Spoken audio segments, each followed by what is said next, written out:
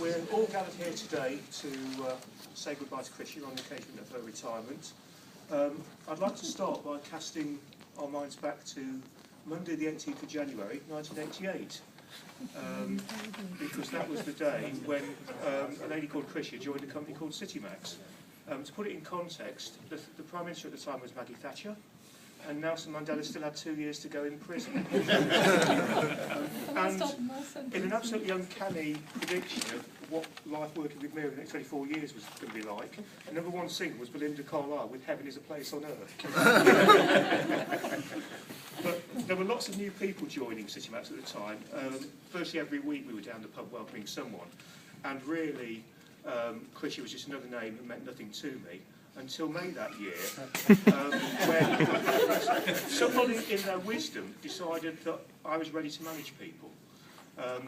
You could argue that decision's never been vindicated, but and I was being given a team of 6 people to manage, but phase 1, there was only going to be one other person, and you can no prizes for guessing who that other person was. And we formed a sub-accounting team, making loads of different accounts under the same account number, didn't we? So Krysia was doing the work and you were imagining her? That's correct. One of the things I quickly noticed about Krysia was that she was actually cleverer than me. And I thought, that's not really meant to happen. You're a manager, you're meant to be cleverer. I'd like to say it hasn't happened very often in the 24 years since, but that would be a lie.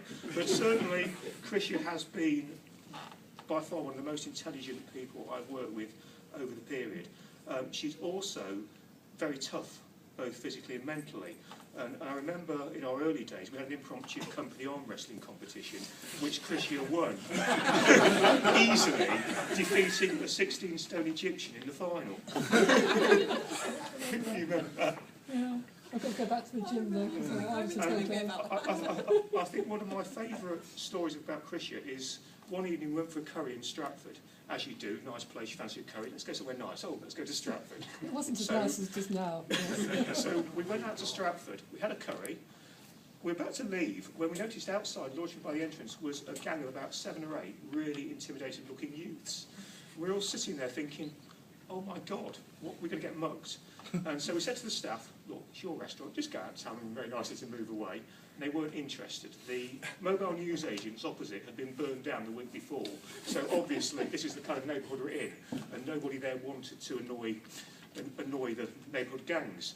So we're sitting there thinking, right, who's going to go out, who's going to go out? When suddenly the door bursts open and out flies Krysia. And we're all kind of sitting there, she's gone out, and we're shocked into, we're shamed really, for want of a better word, into following her out. By the time we get out there, she's shaking hands with one of the guys, she's bought a travel card off him, and they're quite happy to us. So, as we led it back to Stratford Station as quickly as we could afterwards, Krysia goes, really nice guys, really nice guys. However, I have to say there was a dark cloud over those days. In late 1988, we were all over in Austin Friars, and there was a new kid on the block by the name of Wellham that joined the company. It was, in those days, that something truly terrible happened that I've still not yet quite psychologically come to terms with. My diary was kidnapped by Mark Wellham's team, and I started receiving pages through internal mail, one at a time. I've still got the diary at home with all the bits lovingly sellotaped back on again.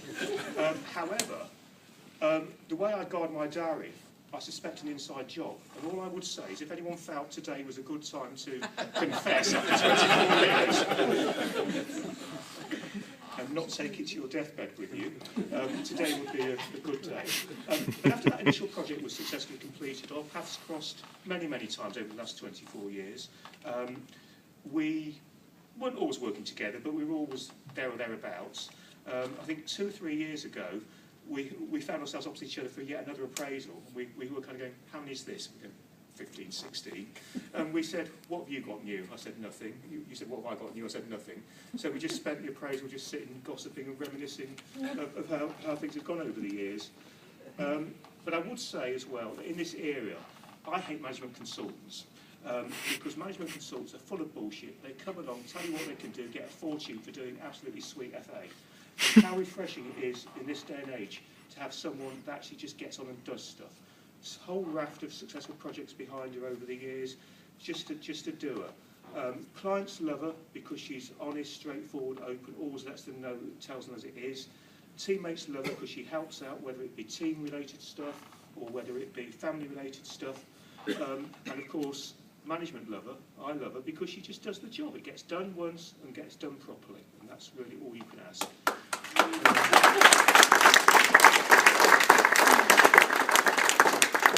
But I would also point out, I mentioned toughness earlier, and Krysia over the latter part, the last 12 or so years, has had a series of operations, knees, eyes, you name it, she's had it.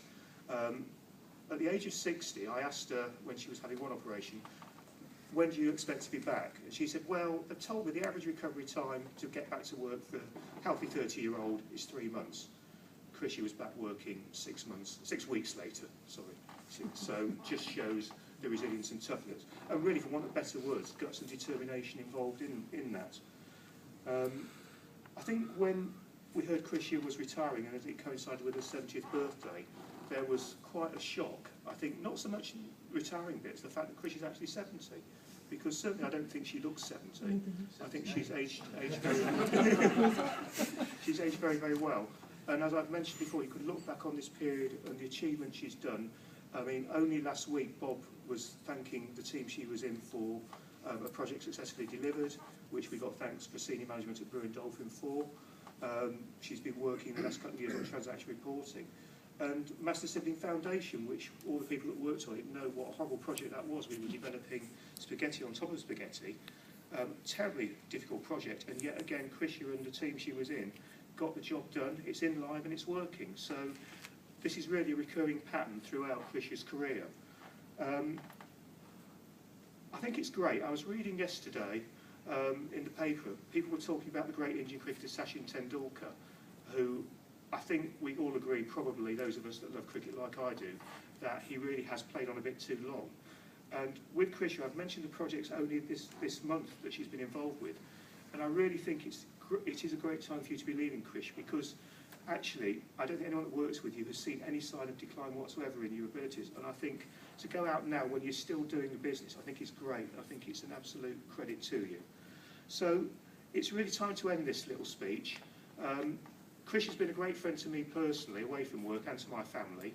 And as families, we've shared good times, and we've also shared not so good times together. But thank you ever so much, dear Krysia, for all your work and all your help. And myself and my colleagues have greatly appreciated it. Wherever you go, wherever you travel, and there's still bits of the world you haven't seen, I think, just one or two. Wherever you travel, we wish you all the best, and tread carefully and tread with our love. Thank you very much.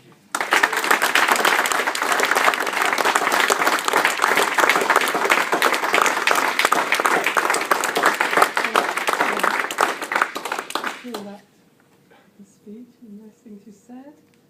I can't really say much more except I've enjoyed most of it. Some of the projects, not necessarily all the time, but just enjoy working with people,